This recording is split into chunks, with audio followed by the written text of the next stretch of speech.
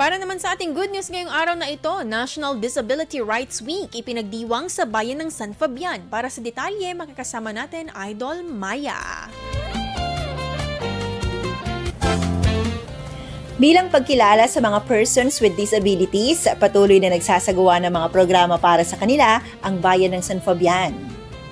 Nagsimulang ipagdiwang ng bayan ang 48th National Disability Rights Week nitong July 17 sa isang makulay na parada na nilahukan ng mga San Fabian Federation of Persons with Disabilities Incorporated mula sa iba't ibang barangay sa bayan. Kasama sa isang linggong pagdiriwang na ito ang nakatakdang medical mission ngayong araw, July 22, sa Barangay Poblacion, San Fabian, kung saan libreng magsasagawa ng blood typing, blood glucose testing at blood pressure monitoring.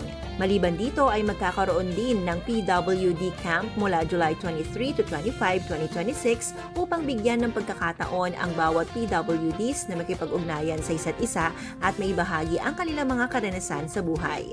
Ang mga ganitong programa ay patunay lamang ng hangarin ng bayan na maisulong ang kapakanan, karapatan at pagpapahalaga sa mga PWDs. Yan ang ating good news. Ako po si Idol Maya Tatak, IFM. IFM News. IFM News. IFM News.